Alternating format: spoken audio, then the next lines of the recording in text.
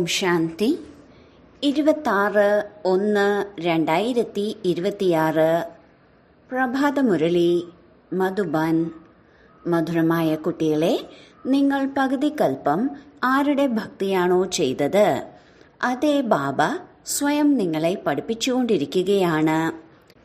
ഈ പഠിപ്പിലൂടെ തന്നെയാണ് നിങ്ങൾ ദേവീ ദേവതയായി മാറുന്നത്. ചോദ്യം: യോഗബലത്തിന്റെ ലിഫ്റ്റിന്റെ അത്ഭുതം എന്താണ്? ഉത്തരം: നിങ്ങൾ കുട്ടികൾ യോഗബലത്തിന്റെ ലിഫ്റ്റിലൂടെ സെക്കൻഡിൽ മുകളിലേക്ക് കയറുന്നു. അതായത് സെക്കൻഡിൽ ജീവൻ മുക്തിയുടെ സമ്പത്ത് നിങ്ങൾക്ക് ലഭിക്കുന്നു. ഏണിപ്പടി ഇറങ്ങുന്നതിൽ 5000 വർഷമെടുത്തു എന്ന് നിങ്ങൾക്കറിയാമല്ലോ.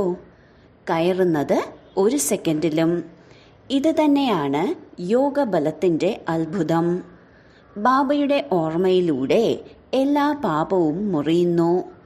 ആത്മാവ് സതോ പ്രധാനമായി തീരുന്നു. ഓം ശാന്തി. ആത്മീയ അച്ഛനിരുന്ന് ആത്മീയ കുട്ടികൾക്ക് മനസ്സിലാക്കി തരികയാണ്. ആത്മീയ അച്ഛന്റെ മഹിമ കുട്ടികൾക്ക് കേൾപ്പിച്ചല്ലോ. ബാബ ജ്ഞാനസാഗരൻ, സത്ത് ചിത്ത് ആനന്ദ സ്വരൂപനാണ്, ശാന്തിയുടെ സാഗരനാണ്. ബാബയ്ക്ക് എല്ലാത്തിൻ്റെയും പരിധിയില്ലാത്ത സ്ഥാനമാണ് എല്ലാവരും നൽകി വരുന്നത്. ഇപ്പോൾ ബാബ ജ്ഞാനസാഗരനാണ്. ഈ സമയം ഏതെല്ലാം മനുഷ്യരുണ്ടോ അവർ കരുതുന്നു ഞങ്ങൾ ഭക്തിയുടെ സാഗരമാണെന്ന്. ഭക്തിയിൽ ആരാണോ എല്ലാവരെക്കാളും തീവ്രമായി പോകുന്നത് അവർക്ക് ബഹുമാനം ലഭിക്കുന്നു. ഈ സമയം കലിയുഗത്തിൽ ഭക്തിയുമുണ്ട്, എന്നാൽ ദുഃഖവുമുണ്ട്. സത്യുഗത്തിൽ ജ്ഞാനത്തിന്റെ സുഖമാണ് ഉള്ളത്.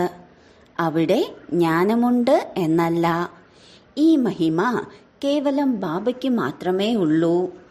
ഒപ്പം കുട്ടികളുടെയും മഹിമയാണ്. കാരണം ബാബ കുട്ടികളെ പഠിപ്പിക്കുന്നു, അല്ലെങ്കിൽ യാത്ര പഠിപ്പിക്കുന്നു. ബാബ മനസ്സിലാക്കി തന്നു 2 യാത്രകളുണ്ട്. ഭക്തർ തീർത്ഥാടനം നടത്തുന്നു, 4 വശവും ചുറ്റിക്കറങ്ങിക്കൊണ്ടിരിക്കുന്നു. എത്ര സമയം ചുറ്റിക്കറങ്ങുന്നുവോ അത്രയും സമയം വികാരത്തിലേക്ക് പോകുന്നില്ല. മദ്യം മുതലായ മോശമായ വസ്തുക്കൾ കഴിക്കുകയും കുടിക്കുകയും ചെയ്യുന്നില്ല. ചിലപ്പോൾ ബദ്രീനാഥിലും ചിലപ്പോൾ കാശിയിലും ചുറ്റിയടിക്കുന്നു. ഭഗവാനെയാണ് ഭക്തി ചെയ്യുന്നത്. ഭഗവാൻ ഒന്ന് തന്നെ ആയിരിക്കണമല്ലോ.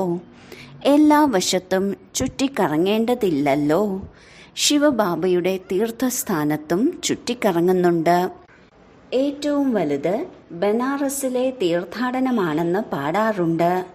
ഇതിനെ ശിവന്റെ പുരി എന്ന് പറയുന്നു. 4 ഭാഗത്തേക്കും പോകുന്നുണ്ട്.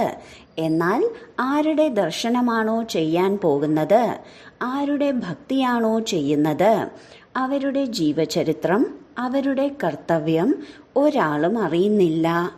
അതിനാൽ ഇതിനെ അന്ധവിശ്വാസമെന്ന് പറയുന്നു. ആരുടെ പൂജ ചെയ്യുന്നോ, മുന്നിൽ തല കുമ്പിടുന്നോ, അവരുടെ ജീവിതകഥ അറിയാതിരിക്കുക, ഇതിനെയാണ് അന്ധവിശ്വാസമെന്ന് പറയുന്നത്. വീട്ടിലും ആഘോഷിക്കാറുണ്ട്. ദേവികളുടെ എത്രയാണ് പൂജ ചെയ്യുന്നത്? മണ്ണുകൊണ്ടും കല്ലുകൊണ്ടും ദേവിമാരെ ഉണ്ടാക്കി അവയെ ധാരാളം അലങ്കരിക്കുന്നു. ലക്ഷ്മിയുടെ ചിത്രം ഉണ്ടാക്കുന്നവരാണെന്നിരിക്കട്ടെ, അവരോട് ചോദിക്കൂ ഇവരുടെ ജീവചരിത്രം എന്താണ്?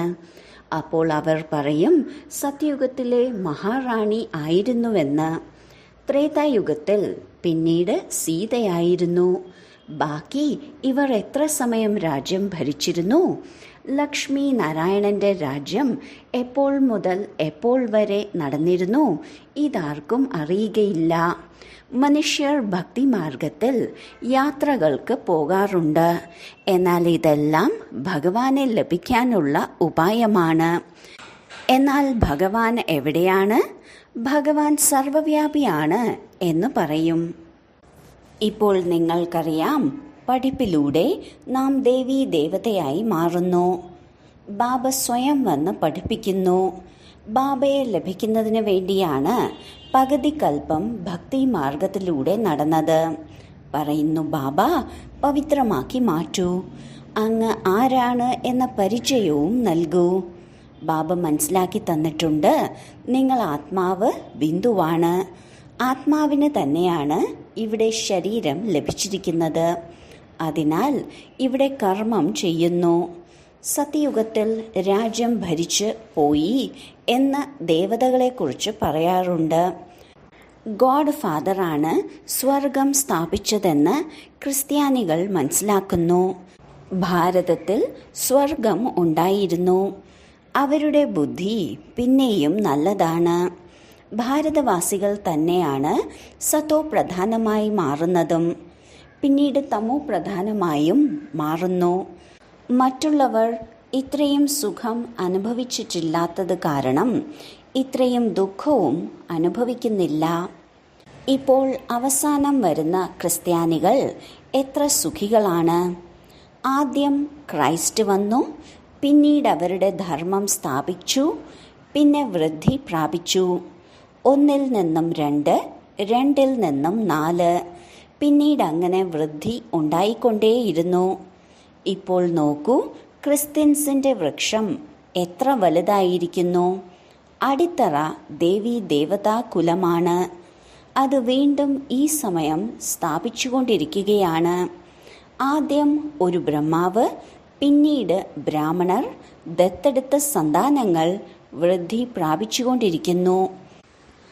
ബാബ പഠിപ്പിച്ചത് കാരണം വളരെയധികം ബ്രാഹ്മണരുണ്ടായി. ആദ്യം ഒരാൾ മാത്രമായിരുന്നല്ലോ. ഒരാളിൽ നിന്നും എത്ര അഭിവൃദ്ധി ഉണ്ടായി. എത്ര പേർ വേണം? എത്ര സൂര്യവംശി ചന്ദ്രവംശി ദേവീ ദേവതകളുണ്ടോ അത്രയും ഉണ്ടാകണം. ആദ്യം ഒരു ബാബ, അവരുടെ ആത്മാവും ഉണ്ടല്ലോ. ബാബയ്ക്ക് നമ്മൾ ആത്മാക്കളായ സന്താനങ്ങൾ എത്രയാണ്? നമ്മൾ ആത്മാക്കളുടെ എല്ലാവരുടെയും അച്ഛൻ അനാദിയായ ഒരാളാണ്. വീണ്ടും സൃഷ്ടിചക്രം കറങ്ങിക്കൊണ്ടേയിരിക്കുന്നു. എല്ലാ മനുഷ്യരും സദാ ഉണ്ടായിരിക്കുകയില്ലല്ലോ. ആത്മാക്കൾക്ക് ഭിന്ന ഭിന്ന പാർട്ട് അഭിനയിക്കണം. ഈ വൃക്ഷത്തിലെ ആദ്യ തായ്തടിയാണ് ദേവീ ദേവതകളുടേത്. പിന്നീട് അതിൽ നിന്നും ശാഖകൾ ഉണ്ടായി. അതിനാൽ ബാബ ഇരുന്ന് കുട്ടികൾക്ക് മനസ്സിലാക്കി തരികയാണ്, കുട്ടികളെ, ഞാൻ വന്ന് എന്താണ് ചെയ്യുന്നത്?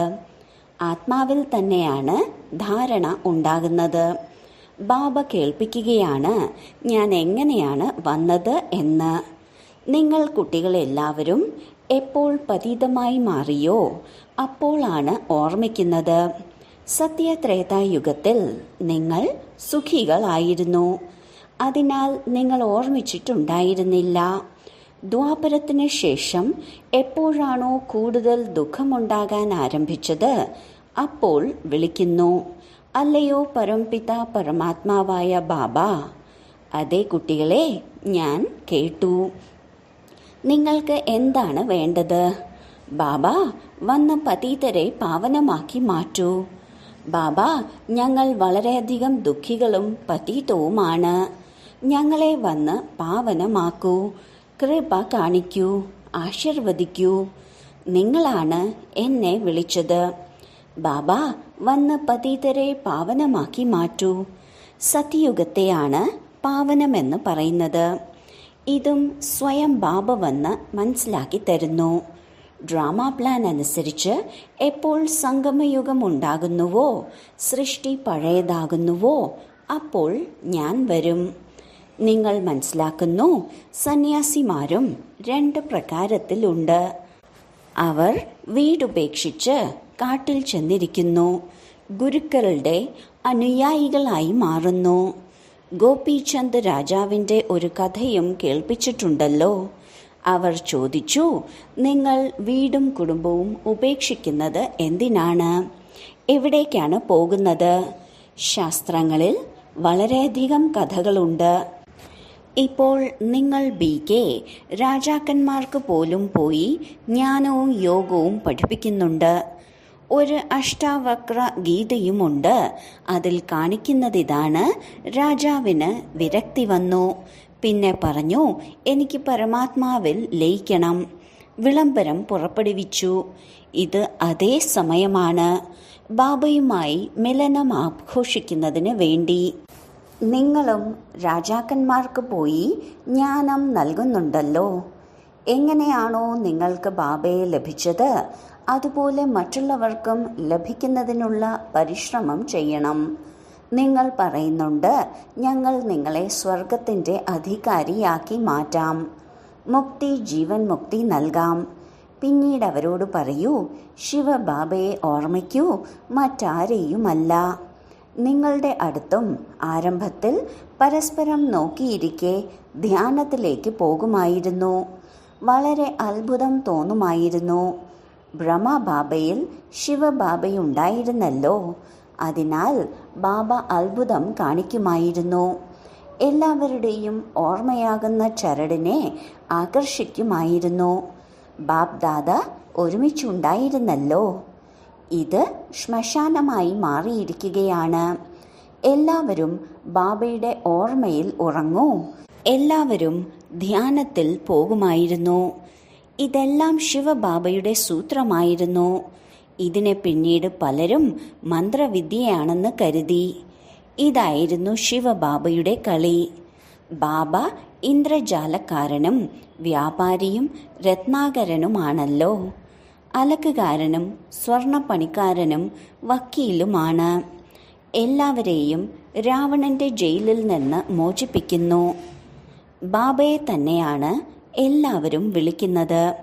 അല്ലയോ പതിത പാവന, ദൂരദേശത്ത് വസിക്കുന്നവനെ, ഞങ്ങളെ വന്ന് പാവനമാക്കി മാറ്റൂ. പതീത ലോകത്തിൽ പതീത ശരീരത്തിൽ വന്ന് ഞങ്ങളെ പാവനമാക്കി മാറ്റൂ. ഇപ്പോൾ നിങ്ങൾ അതിൻ്റെ അർത്ഥവും മനസ്സിലാക്കി. ബാബ വന്ന് പറയുകയാണ്, നിങ്ങൾ കുട്ടികൾ രാവണന്റെ ദേശത്തിലേക്ക് എന്നെ വിളിച്ചു. ഞാൻ പരംധാമത്തിൽ ഇരിക്കുകയായിരുന്നു. സ്വർഗം സ്ഥാപിക്കുന്നതിന് വേണ്ടി എന്നെ നരകത്തിൽ രാവണദേശത്തിൽ വിളിച്ചിരിക്കുകയാണ്. ഇപ്പോൾ സുഖധാമത്തിലേക്ക് കൂട്ടിക്കൊണ്ടു പോകൂ. ഇപ്പോൾ നിങ്ങൾ കുട്ടികളെ കൂട്ടിക്കൊണ്ടു പോകണമല്ലോ. ഇത് ഡ്രാമയാണ്. ഞാൻ നിങ്ങൾക്ക് ഏതൊരു രാജ്യമാണോ നൽകിയിരുന്നത് അത് പൂർത്തിയായി. പിന്നീട് ദ്വാപരം മുതൽ രാവണ രാജ്യം ആരംഭിച്ചു. 5 വികാരങ്ങളിൽ വീണു. ജഗന്നാഥപുരിയിൽ ഇതിൻ്റെ ചിത്രങ്ങളും ഉണ്ടാക്കിയിട്ടുണ്ട്.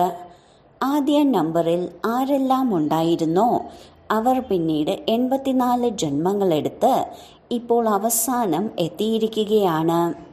ഇനി അവർക്ക് ആദ്യ നമ്പറിലേക്ക് പോകണം. ബ്രഹ്മാവ് ഇരിക്കുന്നുണ്ട്, വിഷ്ണുവും ഉണ്ട്. ഇവർക്ക് പരസ്പരം എന്ത് ബന്ധമാണുള്ളത് ലോകത്തിൽ ആർക്കും അറിയുകയില്ല. ബ്രഹ്മ സരസ്വതിമാരും യഥാർത്ഥത്തിൽ സത്യയുഗത്തിലെ അധികാരിയായ ലക്ഷ്മി നാരായണനായിരുന്നു. ഇപ്പോൾ നരകത്തിൻ്റെ അധികാരിയായി മാറി. ഇപ്പോൾ ഇവർ ലക്ഷ്മി നാരായണനായി മാറാനുള്ള തപസ് ചെയ്തുകൊണ്ടിരിക്കുകയാണ്. പൂർണ്ണമായ ഓർമ്മചിഹ്നം ദിൽവാഡ ക്ഷേത്രത്തിലുണ്ട്. ബാബയും ഇവിടെ തന്നെയാണ് വരുന്നത്. അതിനാൽ ഇപ്പോൾ എഴുതുന്നുമുണ്ട്, ആബു സർവ തീർത്ഥസ്ഥാനങ്ങളിലും സർവധർമ്മ തീർത്ഥസ്ഥാനങ്ങളിലും മുഖ്യ തീർത്ഥസ്ഥാനമാണ്. കാരണം ഇവിടെ തന്നെയാണ് ബാബ വന്ന് സർവധർമ്മങ്ങളുടെയും സദ്ഗതി ചെയ്യുന്നത്. നിങ്ങൾ ശാന്തിധാമിൽ പോയി പിന്നീട് സ്വർഗത്തിലേക്ക് പോകും. ബാക്കി എല്ലാവരും ശാന്തിധാമത്തിലേക്ക് പോകുന്നു. അത് ജഡമായ ഓർമ്മചിഹ്നമാണ്. ഇത് ചൈതന്യമാണ്. എപ്പോഴാണോ നിങ്ങൾ ചൈതന്യത്തിൽ അതുപോലെ ആയിത്തീരുന്നത്, അപ്പോൾ എല്ലാ ക്ഷേത്രങ്ങളും ഇല്ലാതാകുന്നു. പിന്നീട് ഭക്തിമാർഗത്തിൽ ഇത് ഓർമ്മചിഹ്നമാക്കി ഉണ്ടാക്കും. ഇപ്പോൾ നിങ്ങൾ സ്വർഗം സ്ഥാപിച്ചുകൊണ്ടിരിക്കുകയാണ്. സ്വർഗം മുകളിലാണെന്നാണ് മനുഷ്യർ മനസ്സിലാക്കിയിരിക്കുന്നത്. ഇപ്പോൾ നിങ്ങൾ മനസ്സിലാക്കുന്നുണ്ട്, ഇതേ ഭാരതം സ്വർഗമായിരുന്നു. ഇപ്പോൾ നരകമാണ്. ഈ ചക്രം കാണുന്നതിലൂടെ തന്നെ മുഴുവൻ ജ്ഞാനവും വന്നു കഴിഞ്ഞു. ദ്വാപരയുഗം മുതൽ അനേക ധർമ്മം വന്നു. ഇപ്പോൾ നോക്കുമ്പോൾ എത്ര ധർമ്മമാണ്. ഇത് കലിയുഗമാണ്. ഇപ്പോൾ നിങ്ങൾ സംഗമത്തിലാണ്. സത്യയുഗത്തിലേക്ക് പോകുന്നതിന് വേണ്ടി പുരുഷാർത്ഥം ചെയ്തുകൊണ്ടിരിക്കുകയാണ്. കലിയുഗത്തിൽ എല്ലാവരും കല്ലുബുദ്ധികളാണ്. സത്യയുഗത്തിൽ പവിഴബുദ്ധികളും. നിങ്ങൾ പവിഴബുദ്ധികളായിരുന്നു. നിങ്ങൾ തന്നെയാണ് പിന്നീട് കല്ലുബുദ്ധികളായി മാറിയത്. വീണ്ടും പവിഴബുദ്ധിയായി മാറണം. ബാബ പറയുന്നു, നിങ്ങൾ എന്നെ വിളിച്ചതാണ്, അതിനാൽ ഞാൻ വന്നിരിക്കുകയാണ്. നിങ്ങളോട് പറഞ്ഞതിതാണ്, കാമത്തെ ജയിച്ചാൽ മുഴുവൻ ലോകത്തെയും ജയിക്കാം. മുഖ്യമായത് വികാരം തന്നെയാണ്. സത്യയുഗത്തിൽ എല്ലാവരും നിർവികാരികളാണ്. കലിയുഗത്തിൽ വികാരി. ബാബ പറയുന്നു, കുട്ടികളെ ഇപ്പോൾ നിർവികാരിയായി മാറൂ. 63 ജന്മം വികാരങ്ങളിൽ പോയി. ഇപ്പോൾ ഈ അന്തിമ ജന്മത്തിൽ പവിത്രമായി മാറൂ. ഇപ്പോൾ എല്ലാവർക്കും മരിക്കുക തന്നെ വേണം. ഞാൻ സ്വർഗം സ്ഥാപിക്കാൻ വന്നിരിക്കുകയാണ്. അതിനാൽ എൻ്റെ ശ്രീമത പ്രകാരം നടക്കൂ. ഞാൻ എന്താണോ പറയുന്നത് അത് കേൾക്കൂ. ഇപ്പോൾ നിങ്ങൾ കല്ലുബുദ്ധികളെ പവിഴബുദ്ധിയാക്കാനുള്ള പുരുഷാർത്ഥം ചെയ്തുകൊണ്ടിരിക്കുകയാണ്. നിങ്ങൾ തന്നെയാണ് പൂർണ്ണമായും ഏണിപ്പടി ഇറങ്ങുന്നതും പിന്നീട് കയറുന്നതും. നിങ്ങൾ ജിന്നിനെ പോലെയാണ്. ജിന്നിൻ്റെ കഥ പറയാറുണ്ടല്ലോ. ജിന്ന് പറഞ്ഞു, ജോലി നൽകൂ. അപ്പോൾ പറഞ്ഞു, ശരി, പടി ഇറങ്ങി കയറിക്കോളൂ. ഏണിപ്പടി കയറ്റാനും ഏണിപ്പടി ഇറക്കാനും ഭഗവാൻ എന്തു പറ്റി എന്ന് വളരെയധികം മനുഷ്യർ പറയുന്നുണ്ട്. ഇങ്ങനെയുള്ള ഏണിപ്പടി ഉണ്ടാക്കാൻ ഭഗവാൻ എന്ത് സംഭവിച്ചു? ബാബ മനസ്സിലാക്കി തരികയാണ്, ഇത് അനാദിയായ കളിയാണ്. നിങ്ങൾ 5000 വർഷത്തിൽ 84 ജന്മങ്ങൾ എടുത്തു. 5000 വർഷത്തിൽ നിങ്ങൾ താഴേക്ക് ഇറങ്ങി വന്നു. പിന്നീട് സെക്കൻഡിലാണ് മുകളിലേക്ക് പോകുന്നത്. ഇത് നിങ്ങളുടെ യോഗബലത്തിൻ്റെ ലിഫ്റ്റാണ്. ബാബ പറയുന്നു, ഓർമ്മിക്കുകയാണെങ്കിൽ നിങ്ങളുടെ പാപം മുറിഞ്ഞു പോകും. ബാബ വന്നതിലൂടെ നിങ്ങൾ സെക്കൻഡിൽ മുകളിലേക്ക് പോകുന്നു. പിന്നീട് ഇറങ്ങുന്നതിൽ 5000 വർഷം എടുത്തു. ശരി, വീണ്ടും ഈ ഒരു ജന്മത്തിൽ തമോ പ്രധാനത്തിൽ നിന്നും സതോ പ്രധാനമായി തീരണം. ഞാൻ നിങ്ങൾക്ക് സ്വർഗത്തിലെ ചക്രവർത്തി പദവിയാണ് നൽകുന്നതെങ്കിൽ എന്തുകൊണ്ട് പവിത്രമായി മാറിക്കൂടാ? എന്നാൽ കാമേഷു ക്രോധേഷു ആണല്ലോ. വികാരത്തിന് സമ്മതിക്കാത്തത് കാരണം സ്ത്രീയെ അടിക്കുന്നു, പുറത്താക്കുന്നു, ചുട്ടെരിക്കുന്നു. അബലകളിൽ എത്ര അത്യാചാരമാണ് ഉണ്ടാകുന്നത്. ഇതും ഡ്രാമയിൽ അടങ്ങിയിട്ടുള്ളതാണ്. ശരി, വളരെ കാലത്തെ വേർപാടിന് ശേഷം തിരികെ കിട്ടിയ മധുരമധുരമായ കുട്ടികൾക്ക് മാതാവും പിതാവുമായ ബാബ്ദാദയുടെ സ്നേഹസ്മരണകളും സുപ്രഭാതവും. ആത്മീയ അച്ഛൻ്റെ ആത്മീയ കുട്ടികൾക്ക് നമസ്കാരം. ധാരണയ്ക്കുള്ള മുഖ്യ സാരം: 1. വിശ്വത്തിൻ്റെ അധികാരിയായി മാറുന്നതിനും വിശ്വത്തിൻ്റെ ചക്രവർത്തി പദവി നേടുന്നതിനും വേണ്ടി മുഖ്യമായി കാമവികാരത്തിന് മേൽ വിജയം നേടണം. തീർച്ചയായും സമ്പൂർണ്ണ നിർവികാരിയായി മാറണം. 2. എങ്ങനെയാണോ നമുക്ക് ബാബയെ ലഭിച്ചത് അതുപോലെ സർവർക്കും പ്രാപ്തമാക്കുന്നതിന് വേണ്ടി പരിശ്രമിക്കണം. ബാബയുടെ യഥാർത്ഥ പരിചയം നൽകണം. സത്യം സത്യമായ യാത്ര പഠിപ്പിക്കണം. വരദാനം: ദുഃഖത്തിൻ്റെ ലോകം മുന്നിലുണ്ടായിട്ടും ദുഃഖമില്ലാത്ത ലോകത്തിൻ്റെ രാജത്വം അനുഭവിക്കുന്ന അഷ്ടശക്തി സ്വരൂപമായി ഭവിക്കട്ടെ. ദുഃഖത്തിൻ്റെയും ദുഃഖമില്ലാത്തതിൻ്റെയും അറിവ് ഇപ്പോഴാണ് ഉള്ളത്. ദുഃഖത്തിൻ്റെ ലോകം മുന്നിലുണ്ടെങ്കിലും സദാ ദുഃഖമില്ലാത്ത ലോകത്തിൻ്റെ അനുഭവം ചെയ്യണം. ഇതാണ് അഷ്ടശക്തി സ്വരൂപങ്ങളായ കർമ്മേന്ദ്രിയങ്ങളെ ജയിക്കുന്ന കുട്ടികളുടെ അടയാളം. ഇപ്പോഴാണ് ബാബയിൽ നിന്ന് സർവശക്തികളും പ്രാപ്തമാകുന്നത്.